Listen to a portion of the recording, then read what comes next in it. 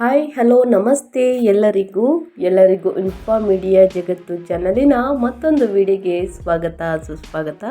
ಸ್ನೇಹಿತರೆ, ಎಲ್ಲರೂ ಹೇಗಿದ್ದೀರಾ? ಎಲ್ಲರೂ ಚೆನ್ನಾಗಿದ್ದೀರಾ ಅಂದ್ಕೊಂಡಿದ್ದೀನಿ. ಹೋಪ್ ನಾನು ಕೂಡ ತುಂಬಾ ಚೆನ್ನಾಗಿದ್ದೀನಿ. ಎಲ್ಲರೂ ಚೆನ್ನಾಗಿದ್ದೀರಾ ಅಂದ್ಕೊಂಡು ಭಾವಿಸ್ಕೊಂಡು ಇವತ್ತಿನ ಒಂದು ವಿಡಿಯೋನ ಶುರು ಮಾಡಿಬಿಡೋಣ. ಇವತ್ತಿನ ಒಂದು ವಿಡಿಯೋದಲ್ಲಿ ಮೀನರಾಶಿಯವರಿಗೆ ಸ್ನೇಹಿತರೆ ಜನವರಿ 2026 ಭವಿಷ್ಯ ಹೇಗಿರಲಿದೆ, ಯಾವುದರ ಬಗ್ಗೆ ಎಚ್ಚರಿಕೆ ವಹಿಸಬೇಕು, ಏನೆಲ್ಲ ಅದೃಷ್ಟದ ಫಲಗಳನ್ನು ಗಳಿಸಲಿದ್ದೀರಿ ಅನ್ನೋದನ್ನ ಒಟ್ಟಾರೆಯಾಗಿ ಇದೇ ವಿಡಿಯೋದಲ್ಲಿ ತಿಳಿಸ್ಕೊಡ್ತೀನಿ. ಇದನ್ನೆಲ್ಲ ಕಂಪ್ಲೀಟಾಗಿ ಮೀನರಾಶಿಯವರು ತಿಳ್ಕೋಬೇಕು, ಸಣ್ಣ ಪುಟ್ಟ ಪರಿಹಾರಗಳನ್ನು ಫಾಲೋ ಮಾಡಬೇಕು ಅಂದರೆ ಸ್ನೇಹಿತರೆ ಎಲ್ಲೂ ಕೂಡ ವಿಡಿಯೋನ ಸ್ಕಿಪ್ ಮಾಡಬಾರ್ದು. ಅಂದರೆ ವಿಡಿಯೋನ ಕಟ್ ಮಾಡಿ ಓಡಿಸ್ಕೊಂಡೋಗಿ ನೋಡ್ತೀರಾ, ಇದು ಫುಲ್ ಇನ್ಫಾರ್ಮೇಷನ್ ಅರ್ಥ ಆಗಲ್ಲ. ಸೊ ಹಾಗಾಗಿ ಎಲ್ಲ ವಿಡಿಯೋದಲ್ಲೂ ತಿಳಿಸ್ತಾ ಇರ್ತೀನಿ. ಮೊದಲಿಂದ ಕೊನೆ ತನಕ ವಿಡಿಯೋನ ವಾಚ್ ಮಾಡಿ. ವಿಡಿಯೋದಲ್ಲಿ ಒಳ್ಳೆ ಮಾಹಿತಿ ಸಿಕ್ಕಿದ್ದಲ್ಲಿ ತಪ್ಪದೆ ವಿಡಿಯೋಗೊಂದು ಲೈಕ್ ಕೊಟ್ಟು, ಇನ್ನೂ ನನ್ನ ಚಾನಲ್ನ ಸಬ್ಸ್ಕ್ರೈಬ್ ಮಾಡ್ಕೊಳ್ತಾನೆ ನೋಡ್ತಿದ್ರೆ ಇನ್ಫಾ ಮೀಡಿಯಾಗೆ ಸಬ್ಸ್ಕ್ರೈಬ್ ಆಗಿ ನಿಮ್ಮ ಅಭಿಪ್ರಾಯಗಳನ್ನು ಕಮೆಂಟ್ ಬಾಕ್ಸಲ್ಲಿ ತಿಳಿಸಿ. ಯಾರೆಲ್ಲ ಸಬ್ಸ್ಕ್ರೈಬ್ ಮಾಡಿಕೊಂಡು ಪ್ರತಿನಿತ್ಯ ವಿಡಿಯೋ ವಾಚ್ ಮಾಡ್ತಿದ್ದೀರಾ ಅಂಥವರಿಗೆ ಥ್ಯಾಂಕ್ ಯು ಸೋ ಮಚ್ ಅಂತ ಹೇಳ್ತಾ ವಿಡಿಯೋದ ಕಡೆ ಗಮನ ಕೊಟ್ಬಿಡೋಣ. ಸ್ನೇಹಿತರೆ, ಕಮೆಂಟ್ ಬಾಕ್ಸಲ್ಲಿ ಓಂ ನಮಃ ಶಿವಾಯ ಅಂತ ಕಮೆಂಟ್ ಮಾಡಿ. ಶಿವನ ಅನುಗ್ರಹದಿಂದ ನಿಮ್ಮ ಜೀವನದಲ್ಲಿ ಎಷ್ಟೇ ದೊಡ್ಡ ಮಟ್ಟದಲ್ಲಿ ಸಮಸ್ಯೆಗಳಿದ್ರೂ ಕೂಡ ಅವೆಲ್ಲವೂ ಸಂಪೂರ್ಣವಾಗಿ ನಿವಾರಣೆಯಾಗಲಿ ಅಂತ ಕೇಳ್ಕೊತಾ ವಿಡಿಯೋನ ಶುರು ಮಾಡಿಬಿಡೋಣ. ಮೀನರಾಶಿ ಭವಿಷ್ಯ ಜನವರಿ 2026ರಲ್ಲಿ ಸ್ನೇಹಿತರೆ ಮೀನರಾಶಿಯವರಿಗೆ ಗ್ರಹ ಸ್ಥಿತಿಗಳು ಹೇಗಿರಲಿದೆ ಅನ್ನೋದನ್ನ ನೋಡ್ತಾ ಹೋಗೋಣ. ಸೂರ್ಯ ಧನು ರಾಶಿಯಲ್ಲಿ 10ನೇ ಮನೆಯಲ್ಲಿ ಮಕರ ರಾಶಿಗೆ ಸ್ಥಳಾಂತರಗೊಳ್ಳುತ್ತಾರೆ. 11ನೇ ಮನೆಗೆ ಜನವರಿ 14ರಂದು. ಇನ್ನು ಮಂಗಳ ಕುಜ ಧನು ರಾಶಿಯಿಂದ ಸ್ನೇಹಿತರೆ 10ನೇ ಮನೆಯಿಂದ ಮಕರ ರಾಶಿಗೆ 11ನೇ ಮನೆಗೆ ಜನವರಿ 16ರಂದು ಸ್ಥಳಾಂತರಗೊಳ್ಳುತ್ತಾರೆ. ಇನ್ನು ಶುಕ್ರ ಧನು ರಾಶಿಯಿಂದ ಸ್ನೇಹಿತರೆ 10ನೇ ಮನೆಯಿಂದ ಮಕರ ರಾಶಿಗೆ 11ನೇ ಮನೆಗೆ ಜನವರಿ 13ರಂದು ಸಂಚಾರವನ್ನು ಮಾಡಲಿದ್ದಾರೆ. ಇನ್ನು ಬುಧ ಧನು ರಾಶಿಯಿಂದ 10ನೇ ಮನೆಯಿಂದ ಮಕರ ರಾಶಿಗೆ 11ನೇ ಮನೆಗೆ ಜನವರಿ 17ರಂದು ಸ್ಥಳಾಂತರಗೊಳ್ಳಲಿದ್ದಾರೆ. ಗುರು ಮಿಥುನದಲ್ಲಿ 4ನೇ ಮನೆಯಲ್ಲಿ ತಿಂಗಳ ಪೂರ್ತಿ, ಶನಿ ಮೀನದಲ್ಲಿ 1ನೇ ಮನೆಯಲ್ಲಿ ತಿಂಗಳ ಪೂರ್ತಿ, ರಾಹು ಕುಂಭದಲ್ಲಿ 12ನೇ ಮನೆಯಲ್ಲಿ ತಿಂಗಳ ಪೂರ್ತಿ, ಕೇತು ಸಿಂಹದಲ್ಲಿ 6ನೇ ಮನೆಯಲ್ಲಿ ತಿಂಗಳ ಪೂರ್ತಿ. ಇದು ಗ್ರಹಗಳ ಸಂಚಾರ, ಗ್ರಹಗಳ ಸ್ಥಾನ ಬದಲಾವಣೆಯಿಂದ ನಿಮ್ಮ ಜೀವನದಲ್ಲಿ ಸಾಕಷ್ಟು ಏರುಪೇರುಗಳನ್ನು ನೋಡಲಿದ್ದೀರಿ.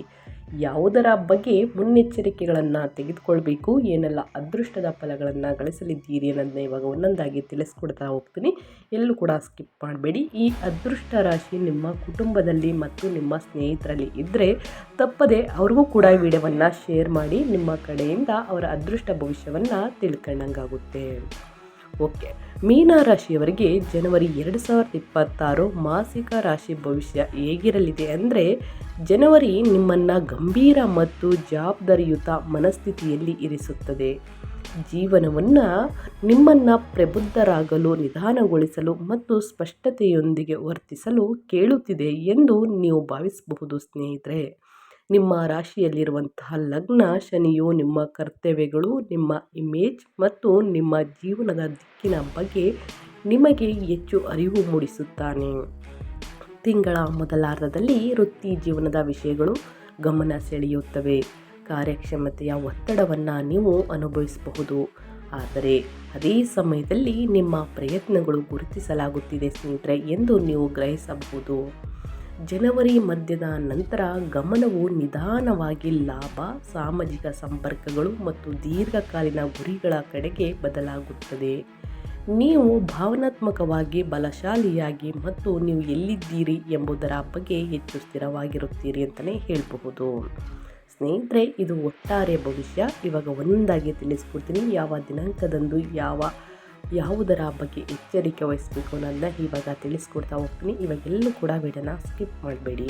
ವೃತ್ತಿ ಮತ್ತು ಉದ್ಯೋಗದ ಬಗ್ಗೆ, ಕೆರಿಯರ್ ಆ್ಯಂಡ್ ಜಾಬ್ ಬಗ್ಗೆ ಹೇಳೋದಾದರೆ, ಈ ತಿಂಗಳು ವೃತ್ತಿ ಜೀವನವು ಪ್ರಮುಖ ವಿಷಯವಾಗಿ ಉಳಿದಿದೆ. ಮೊದಲಾರ್ಧದಲ್ಲಿ ಕೆಲಸದ ಒತ್ತಡ ಹೆಚ್ಚಾಗಿರುತ್ತದೆ. ನಿಮ್ಮಲ್ಲಿ ಕೆಲವರು ಹೆಚ್ಚುವರಿ ಜವಾಬ್ದಾರಿಯನ್ನು ತೆಗೆದುಕೊಳ್ಳಬಹುದು ಅಥವಾ ಮೇಲಧಿಕಾರಿಗಳು ಗಮನಿಸುತ್ತಿದ್ದಾರೆ ಎಂದು ಭಾವಿಸಬಹುದು. ಇದು ಒತ್ತಡವನ್ನು ಉಂಟು ಮಾಡಬಹುದು, ಆದರೆ ಇದು ನಿಮ್ಮ ಸಾಮರ್ಥ್ಯಗಳಲ್ಲಿ ನಂಬಿಕೆಯನ್ನು ಸಹ ಸೂಚಿಸಲಾಗುತ್ತದೆ. ನಿಮ್ಮ 10ನೇ ಮನೆಯಲ್ಲಿ ಅಂದರೆ ಕರ್ಮದ ಸ್ಥಾನದಲ್ಲಿ ಸೂರ್ಯ, ಕುಜ, ಶುಕ್ರ ಮತ್ತು ಬುಧ ಆರಂಭದಲ್ಲಿ ಗೋಚರತೆಯನ್ನು ತರುತ್ತಾರೆ. ಈಗ ನಿಮ್ಮ ಕಾರ್ಯಗಳು ಮಾತುಗಳಿಗಿಂತ ಜೋರಾಗಿ ಮಾತನಾಡುತ್ತವೆ. ಸಣ್ಣ ಪ್ರಯತ್ನಗಳು ಶಾಶ್ವತವಾದ ಪ್ರಭಾವವನ್ನು ಬೀರುತ್ತದೆ. ತಿಂಗಳ ಮಧ್ಯದ ನಂತರ ಗ್ರಹಗಳು 11ನೇ ಮನೆಗೆ ಅಂದರೆ ಲಾಭದ ಸ್ಥಾನಕ್ಕೆ ಚಲಿಸುತ್ತವೆ. ಸಹೋದ್ಯೋಗಿಗಳು, ಸ್ನೇಹಿತರು ಅಥವಾ ವೃತ್ತಿಪರ ನೆಟ್ವರ್ಕ್ಗಳಿಂದ ಬೆಂಬಲ ಹೆಚ್ಚಾಗುತ್ತದೆ.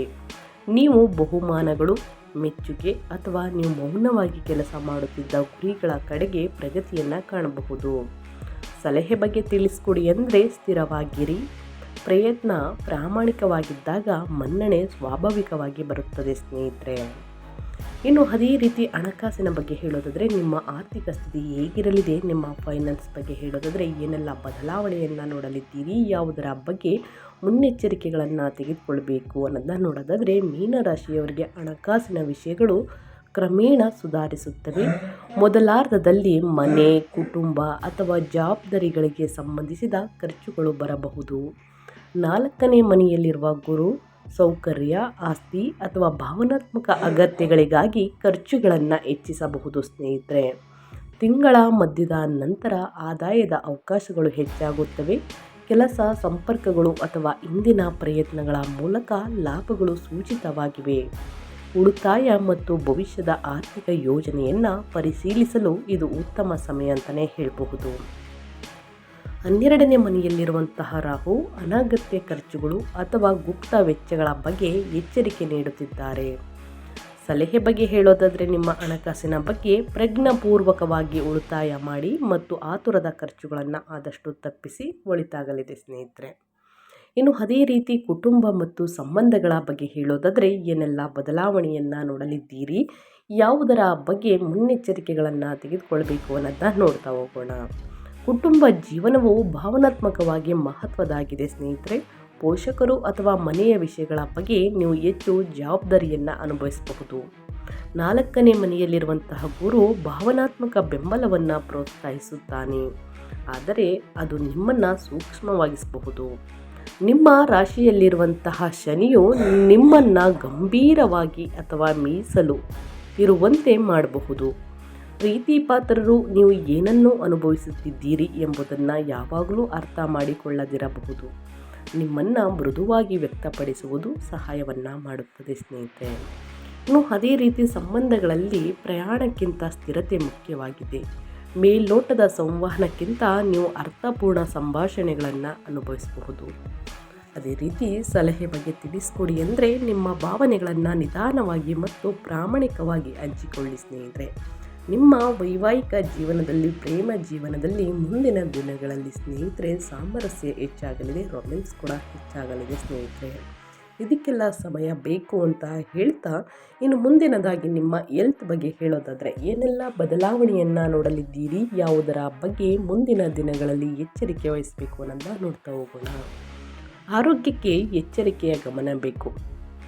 1ನೇ ಮನೆಯಲ್ಲಿರುವಂಥ ಶನಿ ದಿನಚರಿಯನ್ನು ನಿರ್ಲಕ್ಷಿಸಿದರೆ ಆಯಾಸ, ದೇಹದ ಬಿಗಿತ ಅಥವಾ ಕಡಿಮೆ ಶಕ್ತಿಯನ್ನು ಉಂಟು ಮಾಡಬಹುದು. ಮಾನಸಿಕ ಒತ್ತಡವು ದೈಹಿಕವಾಗಿ ಪ್ರತಿಫಲಿಸಬಹುದು. ಸರಿಯಾದ ನಿದ್ರೆ, ನೀರು ಕುಡಿಯುವುದು ಮತ್ತು ಲಘು ವ್ಯಾಯಾಮವನ್ನು ಮಾಡುವುದು ಅತ್ಯಗತ್ಯ. ಶಿಸ್ತನ್ನು ಕಾಪಾಡಿಕೊಂಡರೆ 6ನೇ ಮನೆಯಲ್ಲಿರುವಂತಹ ಕೇತುವು ಆರೋಗ್ಯ ಸಮಸ್ಯೆಗಳನ್ನು ಜಯಿಸಲು ಸಹಾಯವನ್ನು ಮಾಡುತ್ತಾನೆ. ಸ್ನೇಹಿತರೆ, ಪ್ರತಿದಿನ ವ್ಯಾಯಾಮ, ಧ್ಯಾನವನ್ನು ಮಾಡುವುದು, ಮೆಡಿಟೇಷನನ್ನು ಮಾಡುವುದು, ನಿಮ್ಮ ಆಹಾರ ಪದ್ಧತಿಯಲ್ಲಿ ಸಾಕಷ್ಟು ಚೇಂಜಸನ್ನು ಮಾಡಿಕೊಳ್ಳುವುದು, ಅಂದರೆ ಮಸಾಲೆ ಭರಿತ ಊಟವನ್ನು ಮಾಡುವುದು ಸ್ನೇಹಿತರೆ ಒಳಿತಲ್ಲ. ಲೈಟಾಗಿ ಮಸಾಲೆ ಇರುವಂತಹ ಊಟವನ್ನು ಮಾಡಿ, ಆದಷ್ಟು ಮನೆ ಊಟವನ್ನು ಸೇವಿಸಿ, ಹೊರಗಿನ ತಿಂಡಿ ತಿನಿಸುಗಳನ್ನು ಕಡಿಮೆ ಮಾಡಿ ಸ್ನೇಹಿತರೆ. ಹಣ್ಣು ಹಂಪಲುಗಳನ್ನು, ತರಕಾರಿ ಸೊಪ್ಪುಗಳನ್ನು ಚೆನ್ನಾಗಿ ತಿನ್ನುವುದು, ನೀರನ್ನು ಕುಡಿಯುವುದರಿಂದ ಸ್ನೇಹಿತರೆ ಉಷ್ಣತೆ ಕಡಿಮೆಯಾಗಲಿದೆ. ಸಣ್ಣ ವ್ಯಾಯಾಮದಿಂದ ಸ್ನೇಹಿತರೆ ಸಾಕಷ್ಟು ಬದಲಾವಣೆಯನ್ನು ನಿಮ್ಮ ಜೀವನದಲ್ಲಿ ನೋಡಲಿದ್ದೀರಿ. ಮೇಯ್ನಾಗಿ ನಿಮ್ಮ ಆರೋಗ್ಯದ ಕಡೆ ಗಮನ ಹರಿಸಿ ಅಂತ ಹೇಳ್ತಾ, ನಿಮ್ಮ ಆರೋಗ್ಯದ ಬಗ್ಗೆ ಎಚ್ಚರಿಕೆಯ ಮಾತು ಅಂದರೆ ದಿನಚರಿಯಲ್ಲಿನ ಸ್ಥಿರತೆ ಆರೋಗ್ಯವನ್ನು ಸ್ಥಿರವಾಗಿರಿಸುತ್ತದೆ ಸ್ನೇಹಿತರೆ. ಅದೇ ರೀತಿ ವ್ಯಾಪಾರ ಮತ್ತು ವ್ಯವಹಾರದಲ್ಲಿ ಏನೆಲ್ಲ ಬದಲಾವಣೆಯನ್ನು ನೋಡಲಿದ್ದೀರಿ, ಯಾವುದರ ಬಗ್ಗೆ ಎಚ್ಚರಿಕೆ ವಹಿಸಬೇಕು ಮೀನರಾಶಿಯವರು ಅನ್ನೋದನ್ನ ನೋಡ್ತಾ ಹೋಗೋಣ. ವ್ಯಾಪಾರ ಮಾಲೀಕರು ಕೆಲಸದ ಹೊರೆ ಅಥವಾ ಜವಾಬ್ದಾರಿಯಿಂದಾಗಿ ಮೊದಲಾರ್ಧದಲ್ಲಿ ಒತ್ತಡವನ್ನು ಅನುಭವಿಸಬಹುದು.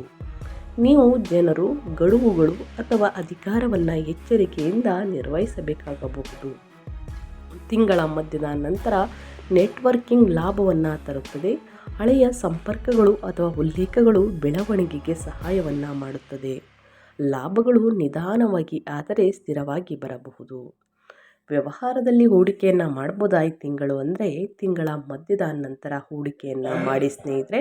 ಆದರೆ ಬಹಳ ಎಚ್ಚರಿಕೆಯಿಂದ ನಿರ್ಧಾರಗಳನ್ನು ತೆಗೆದುಕೊಂಡು ಹಿರಿಯರ ಮಾರ್ಗದರ್ಶನವನ್ನು ತೆಗೆದುಕೊಂಡು ಹೂಡಿಕೆಯನ್ನು ಮಾಡಿ.